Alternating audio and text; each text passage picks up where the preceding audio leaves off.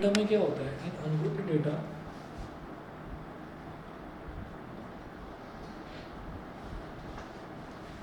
the data is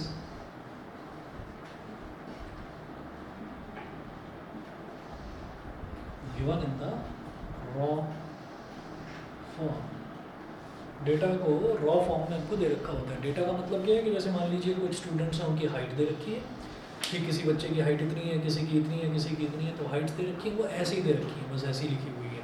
जैसे आपने एक डेटा ऐसा देखा होगा कि मतलब 160 सेंटीमीटर से 162 सेंटीमीटर के बीच के कितने बच्चे हैं, तो वो डेटा आपको फिर दे रखा है 162 से 164 के बीच के बच्चे इतने, 164 से 166 सेंटीमीटर के बीच के बच्चे इतने हैं। तो वो जो है वो फिर भी एक आपको प्रॉपर फॉर्म में दे रखा है, प्रॉपर फॉर्मेट में दे रखा है, टेबुलर फॉर्म में दे रखा है, यानी कि टेबल बनाकर दे रखा है। अभी डेटा ऐसे ही पकड़ा और फैला दिया, ऐसे ही दे दिया बस, तो इसका मतलब क्या है, उसको मैं बोलूँगा अनग्रुप्ड डेटा। अनग्रुप्ड डेटा में जब आपको मीन निकालना होता है, मीन का मतलब एवरेज होता है,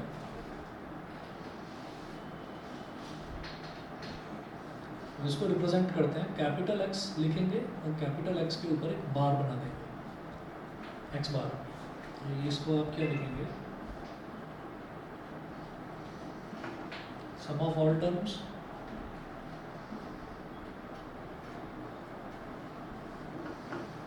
अपॉन नंबर ऑफ टर्म्स।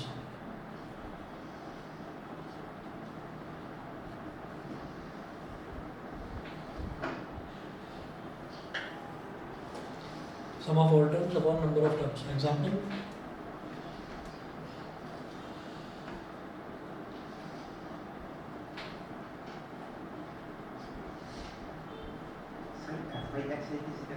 आ रहा हूँ उस पर, find the mean weight of all the 10 students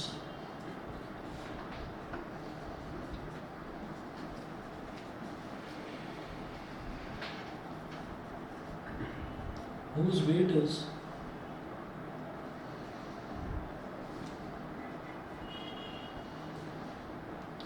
is given below। 10 students हैं, उनका वेट दे रखा है।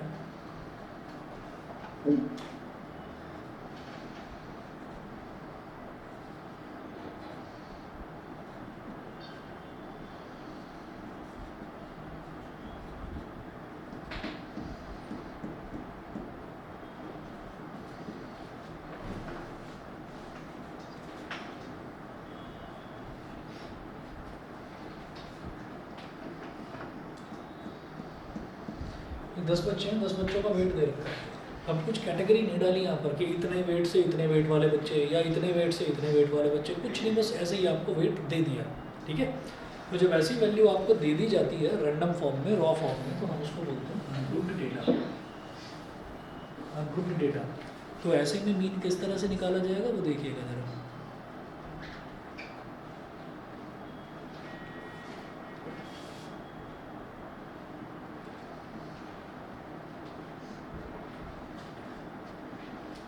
सम ऑफ ऑल ऑब्जर्वेशंस यानी कि 40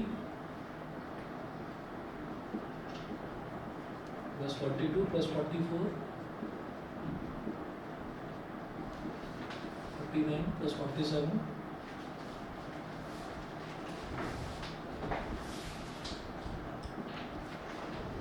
plus 38 plus 52 plus 50 plus 60 plus 62, ये सबको ऐड कर दो और divide by number of observations, मतलब कितने स्टूडेंट्स हैं।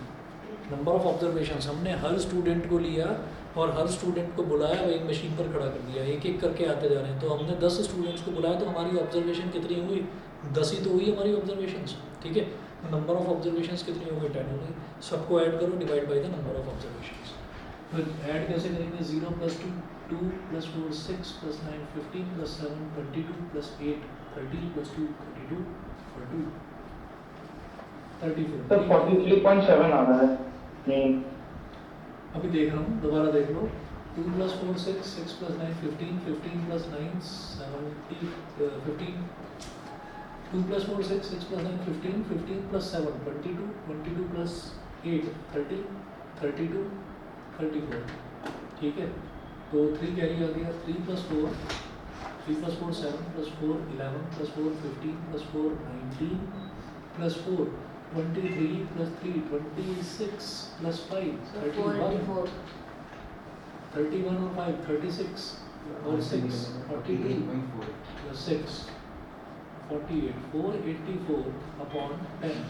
तो 10 कट गया, यहाँ पॉइंट आ गया, तो 48.4 किलोग्राम ये आपका मीन वेट है या फिर एवरेज वेट है, एवरेज वेट ऑफ स्टूडेंट्स जो भी उस क्लास में स्टूडेंट्स हैं। तो उन 10 बच्चों का ये एवरेज वेट आ गया। बताइए भाई, क्लियर है यहाँ तक? ठीक है। चलिए जी, ये करने के बाद में फिर उसके बाद हम ये करेंगे, ये तो अनग्रुप्ड डेटा की कहानी हुई, फिर बात करते हैं ग्रुप्ड डेटा की।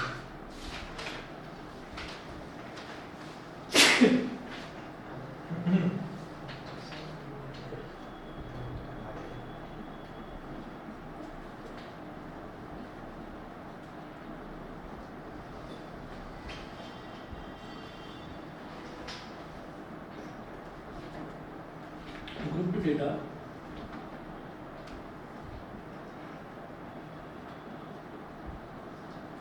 is such type of data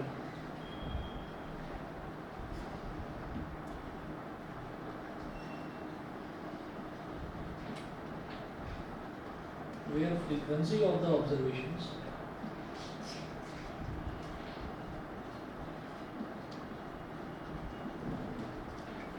is also mentioned.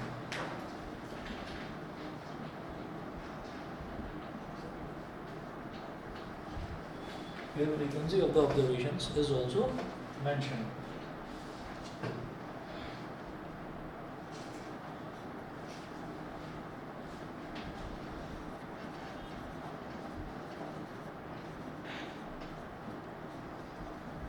It is also of two types.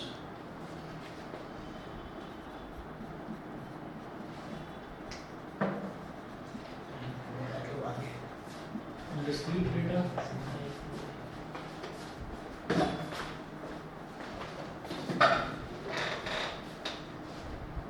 data और कंटिन्यूस डेटा,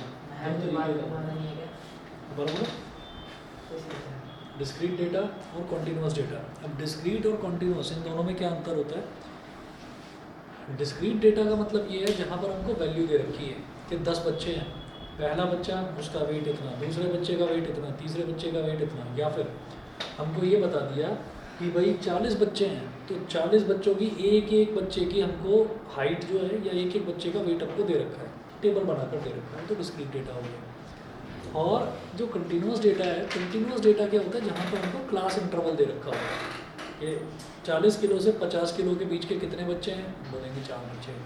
50 किलो से 55 किलो के या 50 किलो से 60 किलो के बीच के बच्चे कितने हैं, हम बोलेंगे 10 बच्चे। 60 से 70 के बीच वाले कितने हैं, इतने बच्चे हैं। तो वो जो होगा जहाँ पर आपको रेंज दे रखी होगी उसको हम बोल देते हैं कंटिन्यूस डेटा। डिस्क्रीट मतलब ये है कि एक एक बच्चे का वेट अलग अलग आपको देना है, उसको डिस्क्रीट बोल देते हैं। अच्छा, अब आप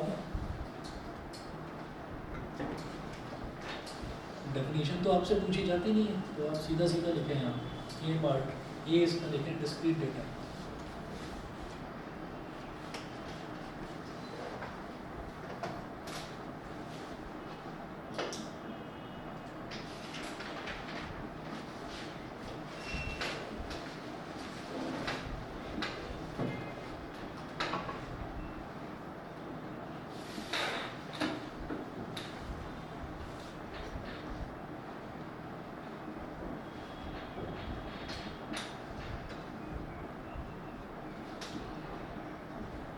sigma FI XI upon capital N,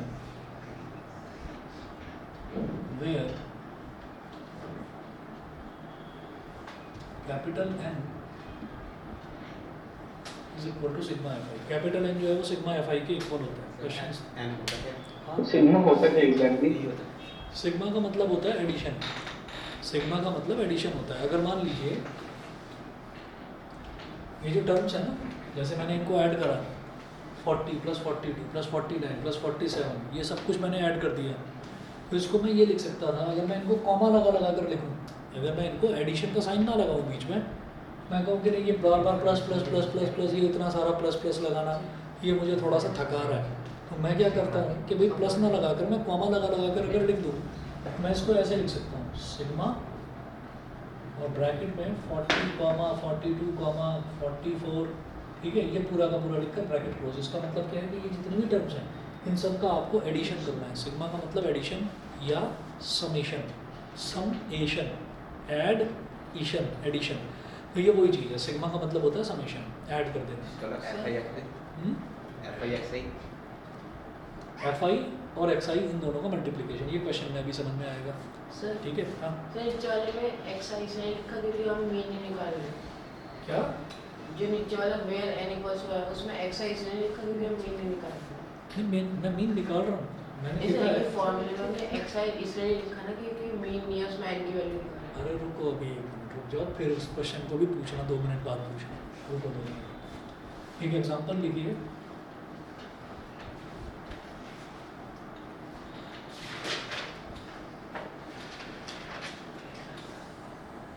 page number 261 पर है।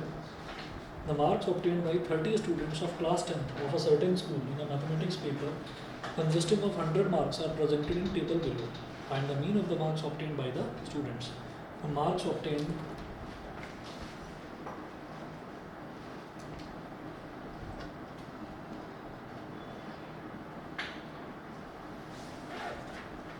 जो भी वैल्यू दे रखी होती है, जैसे मान लीजिए वेट दे रखा है बच्चों का अलग अलग, तो उसको आप क्या मानेंगे, उसको आप एक्स आई मान लेंगे, एक्स और सब्सक्रिप्ट में आई। अभी बताता हूँ क्या है ये कितना दे रखा है मार्क्स, 10 20 36 40,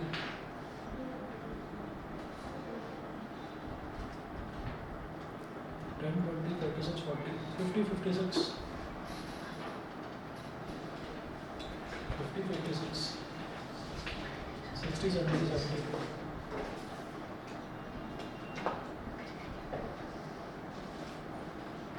80 88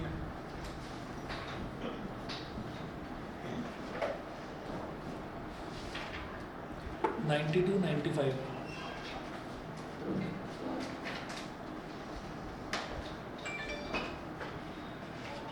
दिखाई दे रहा है सबको नीचे 95 तक, बताइए। दिखाई दे रहा है। ठीक है जी, उसके बाद है नंबर ऑफ स्टूडेंट्स।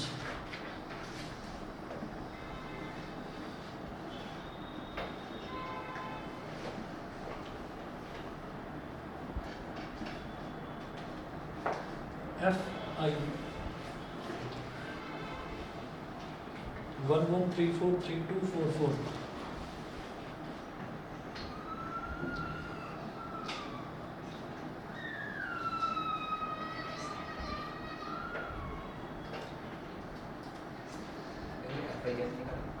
निकाला नहीं, दे रखा है क्वेश्चन में, दे रखा है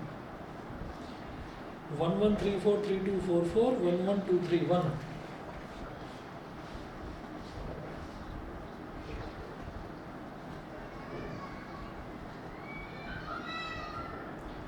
हाँ जी, तो ये जो है ना, ये वाला डेटा जो है, ये वाला डेटा कुछ इस तरीके का डेटा है कि जहाँ पर मुझे एक एक वैल्यू दे रखी है। जैसे उन्होंने बोला भी क्लास में 10 नंबर कितने बच्चों के आए, हमने कहा भाई एक बच्चा ऐसा जिसके 10 नंबर आए। 20 कितने बच्चों के नंबर आए, हमने कहा एक बच्चे के 20 नंबर आए हैं। 36 कितने बच्चों के नंबर आए, तो 3 बच्चे ऐसे हैं जिनके 36 मार्क्स आए हैं। तो 3 मतलब फ्रीक्वेंसी का मतलब ये हो गया कि ये जो 36 है ये कितनी बार आ रहा है, ये 3 बार आ रहा है। ठीक है, अब ये जो एक्स आई है इसका मतलब क्या है कि भाई आई जो है ना, आई की वैल्यू बार बार चेंज होती है। हमने कहा आई की वैल्यू 5 है अगर, तो एक्स 5 यानी कि 5वीं पोजीशन पर मार्क्स जो है वो कितने हैं, 1 2 3 4 5, तो ये मेरा कहलाएगा एक्स 5। ठीक है, 5वीं पोजीशन पर मार्क्स कितने हैं, 50 मार्क्स। ठीक, इसी तरह से एफ आई का मतलब क्या है, 7वीं पोजीशन पर फ्रीक्वेंसी कितनी है, 1 2 3 4 5 6 7, तो ये 7th वाली फ्रीक्वेंसी है। तो इसलिए एक्स आई और एफ आई ये बार बार चेंज होता रहता है। अब यहाँ हम लिखेंगे F I X I. Fifth और सेवंथ पोजीशन मिली कहते हैं। हाँ, फिफ्थ और सेवंथ पोजीशन मिली कहते हैं। नहीं नहीं, ये अलग अलग, हाँ दोनों सेम है। जैसे मैं ये पूछ रहा हूँ फिफ्थ और सेवन जो पोजीशन है तो हम पता कैसे कि यही दो पोजीशन चेंज करनी है। हाँ, ये आप चेंज कर सकते हो। आपसे पूछा जाए कोई x6 बताओ तो आप कहोगे 56, x7 बताओ तो मतलब ये 60। में था क्वेश्चन में। क्वेश्चन में क्या, क्वेश्चन में कुछ गिवन नहीं है ऐसा। क्वेश्चन में वो ये पूछ रहे हैं कि इस क्लास में जो स्टूडेंट्स हैं उनके मार्क्स इतने आए हैं, तो पूरी क्लास के एवरेज मार्क्स बता दो आप कितने हैं। समझ गए? यस तो सर। पूछ रहे हैं पूरी क्लास के एवरेज मार्क्स बता दो। तो अब क्या करना होगा, एफ आई और एक्स आई इनको मल्टीप्लाई करो। 1 into 10 10, 1 into 20 20, 36 into 30 36 into 3 108, 3 6 18, 3 3 9 1 10, 40 into 4 160, 50 into 3 150, 2 into 56 बोलो 112, 4 into 60 240, 4 into 70 280, 1 into 72 72, 1 into 80 80, 2 into 88 176, 3 into 92 3 2 is 6, 3 9 is 27, 276, 95 into 1 is 95। ठीक है जी, यहाँ तक हो गया हमारे पास। अब ये एफ आई एक्स आई आ गया है। फॉर्मूले के हिसाब से क्या है, सिग्मा एफ आई एक्स आई, यानी कि एफ आई एक्स आई की इतनी सारी वैल्यू है, सबका सिग्मा कर देना है, यानी कि सबको ऐड कर देना है। ठीक है, तो कैसे करेंगे, यहाँ तो इसमें टेबल में जगह बची नहीं है, मैं इस तरफ लिख रहा हूँ। फ्रीक्वेंसी होता है x एफ फ्रीक्वेंसी होता है, एक्स होते हैं क्लास मार्क्स। अब वो जो मार्क्स है ना, वो हमेशा यहाँ तो इस क्वेश्चन में तो मार्क्स ही दे रखे हैं। अगर वेट दे रखा है तो मैं कहूँगा ये भी मार्क्स है, हाइट दे रखी है तो मैं कहूँगा ये भी मार्क्स है। उनको मार्क्स बोल देते हैं जनरली। ठीक है, और हमेशा जो काउंटिंग होती है, कितने बच्चे, कितने मेन, कितने वुमेन, कितने पार्टिसिपेंट्स, तो काउंटिंग जो होती है उसको फ्रीक्वेंसी बोल देते हैं। ठीक है, सिग्मा एफ आई एक्स आई तो सबको ऐड कर देना है। सिग्मा एफ आई एक्स आई, ये क्या होगा, sigma F I X I add करोगे 0 0 8 प्लस 2 10 प्लस 2 12 प्लस 6 12 प्लस 6 कितना हो गया 18 18 प्लस 6 24 5 29 2 कैरी आ गया 2 plus 1 3 plus 2 5 plus 6 11 plus 5 16 plus 1 17 plus 4 21 plus 8 29 plus 7 36 plus 8 44 plus 7 51 plus 7 58 plus 9 67 6 carry आ गया 6 plus 1 7 plus 1 8 plus 1 9 plus 1 10 plus 2 12 14 16 17 1779। समझ गए? ये हो गया। अब कैपिटल एन निकालना है। कैपिटल एन क्या है, सिग्मा एफ आई, यानी कि sum of all frequencies. Capital N की वैल्यू क्या है, sigma F I. Sigma F I निकालो जरा, इन सबको ऐड कर दो। 1 plus 1 2 plus 3 5 plus 4 9 plus 3 12 plus 2 14 plus 4 18 plus 4 22 sigma plus के आगे जो भी लिखा है उसको ऐड क्या कर देना है। सर सिग्मा के आगे जो भी लिखा है उसको ऐड कर देना है। सर मतलब इसमें कुछ मतलब एन भी दे सकते हैं एन, सर मतलब सिग्मा के आगे कोई भी कुछ भी जो चीज़ लिखी हुई है उस सबको ऐड कर देना है आपको। तो सिग्मा के आगे एफ आई एक्स आई लिखा हुआ है तो भाई पहले एफ आई और एक्स आई करेंगे, फ्रीक्वेंसी और क्लास मार्क्स को इनको मल्टीप्लाई कर देंगे। मल्टीप्लाई करके जो वैल्यू आई उन सबको ऐड कर देंगे। जो सिग्मा एफ आई है उन सबको ऐड करो, ऐड करके कितना आ रहा है 30। देयरफॉर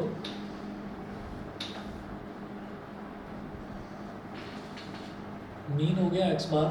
एक्स बार क्या है, sigma F I X I upon capital N 1779 upon 30।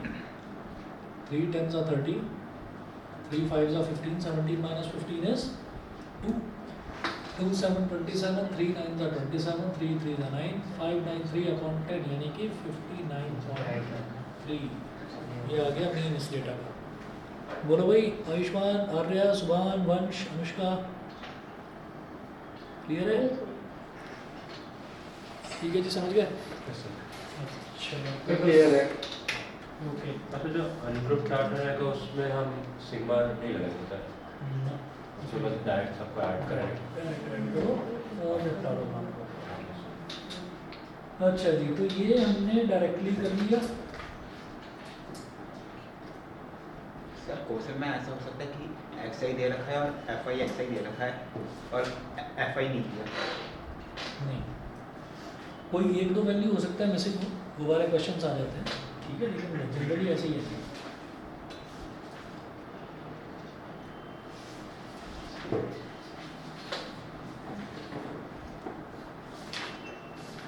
तो वैल्यू टेबल में मिसिंग होगा हाँ, टेबल में कोई एक वैल्यू मिसिंग होगी किसी फ्रीक्वेंसी की, तो पूछ हमको लेते हैं। निकालना होगा। वो हमको निकालना होगा। फिर अगर कोई एक वैल्यू मिसिंग होगी तो हमको वो मीन दे देंगे कि भाई मीन इतना है उसमें, या मीडियन दे देंगे, मीडियन का भी एक फॉर्मूला होता है। अब एक काम करें, यहाँ पर जो आपने ये फॉर्मूला लिखा है यहाँ पर लिख लीजिए direct method.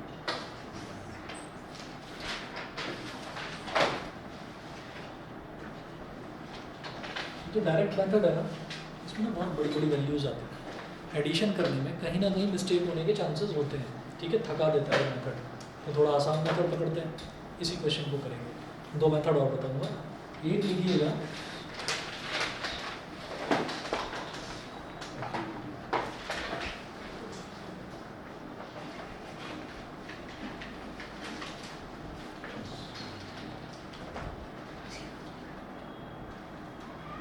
assume mean method।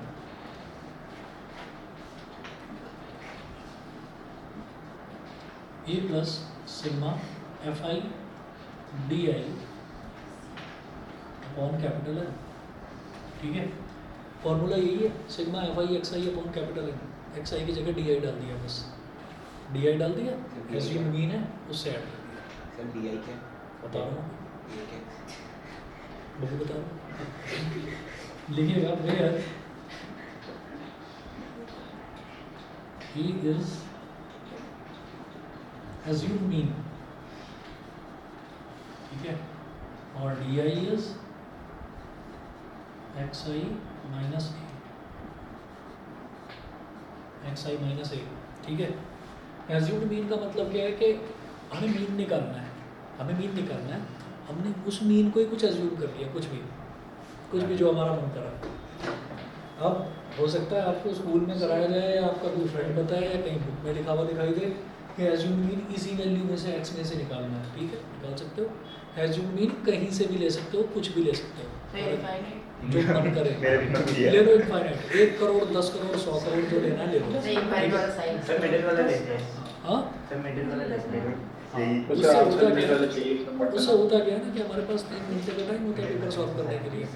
अगर हमारे दिमाग में किसी पागल कोई कीड़ा उछल रहा है दिमाग में, तो हम कोई बहुत बड़ी वैल्यू ले लेंगे, बहुत बड़ी वैल्यू लेकर हम कहेंगे हाँ वो पेपर करा था, मैंने बोर्ड करने एक ही क्वेश्चन कर रहा था, मैं चेक कर रहा था मुझे आता कितना है, ये चेक करने के चक्कर में अपना रिजल्ट बिगाड़ दिया। तो है क्या कि एज्यूम मीन आप ले सकते हैं कहीं से भी, एज्यूम मीन आप कहीं से भी ले सकते हैं, लेकिन ज़्यादा अच्छा ये है कि इसी में से कोई वैल्यू ले लो। तो देख लो कोई एक बीच की वैल्यू आपने 56 उठा लेते हैं या 60 उठा लेते हैं, मर्जी आती है,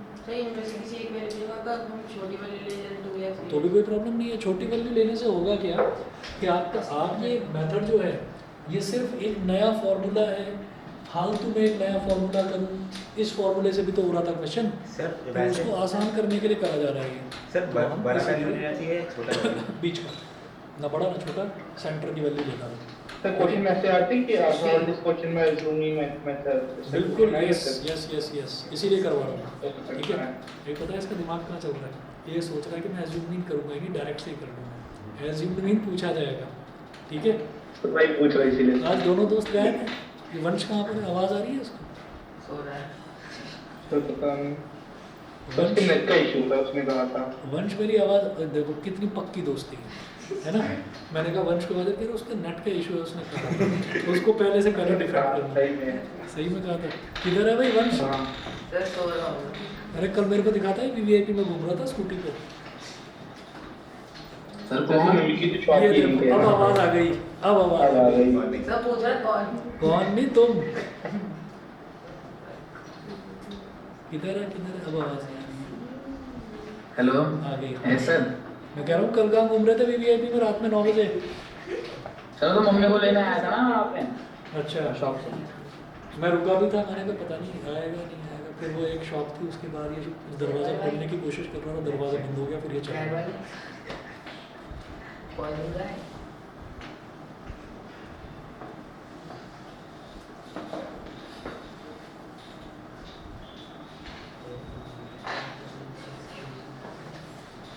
चलिए जी आगे चलते हैं फिर।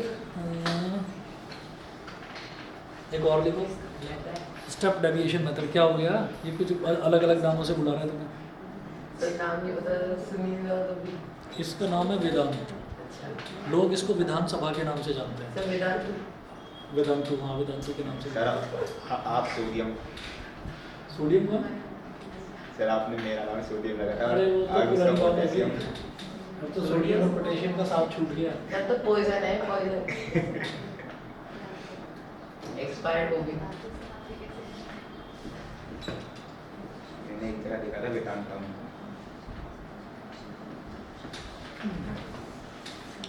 चलो जी, स्टेप डेविएशन मेथड होता है, ठीक है। सिर्फ नाम खतरनाक है, मेथड खतरनाक है। अरे तो लेकिन क्या था? क्या क्या क्या? मेथड में दिया। सर इसमें सबसे आसान कौन सा है? डीआई को ही डेविएशन बोल देते हैं, और अपना भी वैसे उस पर। सर आसान मेथड कौन सा है? सारे आसान है, सबसे ज़्यादा आसान तो यही है। अच्छा ठीक है, तो यही लिखते हैं। ए प्लस और सबसे खतरनाक नाम इसका है। सबसे खतरनाक तो तुम हो। Expired poison black guy H. Vedant Vedant विधानसभा।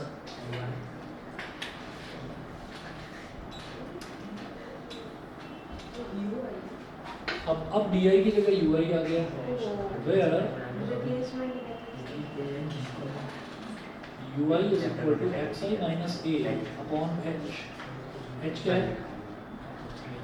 Class width. सर यूआई बता दो। ui is equal to xi minus a upon h। ठीक है? एच क्या है? h है क्लास विड्थ। सर एक्स है। एच क्लास साइज होता है। एक मिनट रुक जाओ, एक sir H minute. Class size भी होता है। क्लास साइज या क्लास विड्थ देखिए। अनुष्का का भी मैसेज आया, बट स्टेप डेविएशन सिलेबस पे नहीं है। डेविएशन सिलेबस में नहीं है, ऐसा है क्या कुछ? सर मुझे नहीं पता। इसके चेहरे पर खुशी की लहर बहुत सर घंटे में मार्क्स कटेंगे। नहीं पता है, बस तो ठीक है, पार्टी एंजॉय करो। सर छोटा फॉर्म में तो सबसे पहला वाला लग रहा है। काट लेना इसको, मत करो। सर हमारी मैम ने तो कराया है। सर करवाया? हाँ तो तुम बच्चा उसमें लेकिन लिखा नहीं होगा, उसमें आप इस मेथड से। सर ठीक है ठीक है ठीक है, एक मिनट शांत जरा शांति सर पकड़। स्टेप डेविएशन पता है, method of finding the mean पता है, और कम्युलेटिव फ्रीक्वेंसी ग्राफ पता है। वो तो अलग चीज़ है बेटा, क्यूमुलेटिव। अच्छा क्या, दोबारा बोलो क्या लिखा हुआ है? Step deviation, method for finding the mean, हाँ। कम्युलेटिव फ्रीक्वेंसी ग्राफ, ये तीन चीज तक की हुई है। अच्छा ये कटी हुई है, यस सर। ठीक है। सर ओजीएस वाली एक्सरसाइज क्या? ओजीएस वाली करके है। हाँ हो जाए वाली, वही क्यूमुलेटिव फ्रीक्वेंसी बोल रहे हैं ना, वो क्यूमुलेटिव फ्रीक्वेंसी ग्राफ वो हो जाएगा। अच्छा जरा देखना तो भाई हो गया इसमें। वैसे। अब सुनो जरा, इसी क्वेश्चन में ना एक काम करते हैं, इसी क्वेश्चन में सर वो बता दिए सर, स्टेप डेविएशन स्कूल का सर पक्का नहीं आता। अरे सब बता दूंगा, चिंता मत करो, नोट तो कर लिया आपने। Yes sir. क्वेश्चंस भी करवा देंगे इससे। सर हाँ ये पक्का नहीं आ रहा ना। ये मुझे पता नहीं, लेकिन ये करवा टेबल देंगे। पर सर मैंने कॉपी में गायब कर दिया। एक मिनट, क्या बोल रहे हो? सर टेबल पे लिखा है कि mean medium and mode of at bimodal situation से कोई बात नहीं, मैं सारा करा दूंगा, चिंता मत करो। प्लाज्मा सर ये FIVI लिखा है, इसलिए FIXI UI you for umbrella. हाँ इसका क्लासिफिकेशन अब एक काम करो, तो UI क्या होता है? यूआई जो है ना, यू का वैसे मेरे को मतलब नहीं पता है, लेकिन इसमें स्टेप डेविएशन भी एक नई टर्म आ जाती है, ui is equal to xi minus a upon h। Sigma मैं इसके क्वेश्चंस करवाऊंगा, समझ जाओगे। UI equal बेटा सिग्मा पर एक काम करो, सर बचा हुआ है। सिग्मा का रूल नंबर 1 क्या है? क्या इसको देखो a का मतलब assumed mean है ना। अब यहाँ पर देखो di,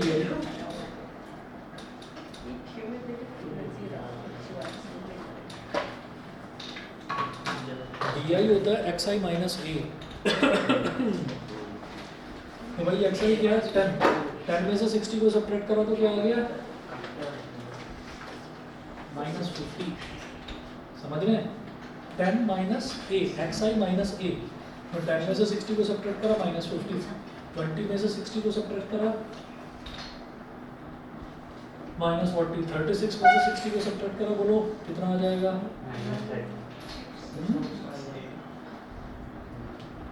-24। 40 में से 60 को सब्ट्रैक्ट करा -20, 50 में से 60 को सब्ट्रैक्ट करा -10, 56 में से 60 को सब्ट्रैक्ट करा -4, 60 में से 60 को सब्ट्रैक्ट करा तो 0। 70 minus 60 is 10, 72 minus 60 is कितना? 12।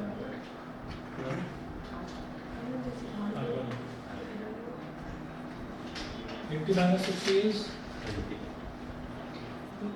88 minus 60 is 92 minus 60 is Example 1. 32. First method. Example 95 minus 60 is 35। ठीक है जी 35 तक आते आते दिखना थोड़ा बंद हो गया होगा क्या? पहले ए जिसमें एजम्पशन ले रहा है इसमें अगर ए की वैल्यू इन्फिनिटी लेंगे तो कैसे सॉल्व होगा? कह तो रहा हूँ करके देख लेना एक बार हो जाएगा बस। सर आप करके दिखा दो आगे नहीं सर करके दिखा दो। दिखा देंगे एफ आई डी आई देखिए अब करना है एफ आई डी आई तो ध्यान रखिए डी आई तो यहाँ पर है और एफ आई यहाँ पर है तो एफ आई और डी आई को मल्टीप्लाई कर देना ठीक है 1 into -50 is -50, 1 into -40 is -40, 3 into -24 is -72, 4 into -20 is -80, 3 into -10 is -30, 2 into -4 is -8, 4 into 0 is 0, 4 into 10 is 40, 1 into 12 is 12, 1 into 20 is 20, 2 into 28 is 56, 3 into 32 is 96, 1 into 35 is 35। तो भाई मुझे करना क्या है अब मुझे करना है सिग्मा एफ आई डी आई ठीक है एफ आई डी आई मैंने सारा निकाल लिया अब इसका एडिशन कर लो इधर कर लो ऊपर लिखो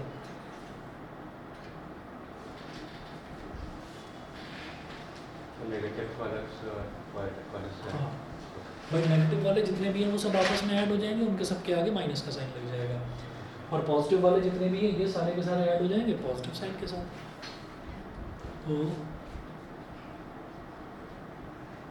सिग्मा एफ आई डी आई पहले पॉजिटिव वाले ऐड कर लो सीधे सीधे 2 + 6 8 + 6 14 + 5 19 सर इसमें ए क्या लिया है एज्यूम क्या है? बताइए 60 एज्यूम 2 + 6 8 + 6 14 + 5 19 1 के लिए आ गया 1 + 4 5 + 1 6 + 2 8 + 5 13 और 9 22 और 3 22 और 3 25 259 माइनस हम माइनस वाले सारे टर्म्स देख लो कितने 2 + 8 10 2 + 8 10 1 कैरी आ गया 1 + 5 6 + 4 10 + 7 17 + 8 25 + 3 28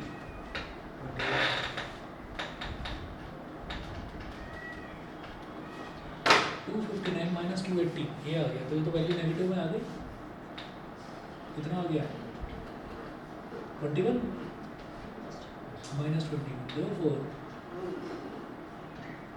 x bar is equal to a plus sigma fi di upon capital N तो sigma fi है ना वो तो सेम रहेगा 30 लिखो a की वैल्यू कितनी है 60 प्लस -21 upon 30 3 10 से 30 3 7 से 20 7 upon 10 is -0.7 क्या आ गया 59.3, तो वही वैल्यू आ गई सेम। सर ठीक है ना, मेथड अलग है, वैल्यू सेम। तो आसान तो फर्स्ट वाले ही हो रहे हैं, अभी क्योंकि इसमें बताऊंगा। एक्स्ट्रा चीज़ें निकालनी पड़ेगी ए और कोई बात नहीं, मैं आपको बताऊंगा कि ये जो FI/XI है, ये FI/XI फिर उसमें निकालने की ज़रूरत नहीं है। इसमें आ रही है बड़ी बड़ी वैल्यूज़ और उसमें देखो आ रही है छोटी वैल्यूज़, 276, 176, 280, 240। और जब हम करेंगे कंटिन्यूस डेटा वाला जिसमें रेंज दे रखी होती है, लोअर लिमिट अपर लिमिट, तब आपको पता चलेगा कि ये सबसे आसान मेथड है। इसमें बहुत शॉर्ट हो जाता है क्वेश्चन, बड़ी बड़ी कैलकुलेशंस बहुत छोटी हो जाती है। ठीक है, आज इतना ही करिए, बाकी कल कराता हूँ। फिर कल वापस मार्क्स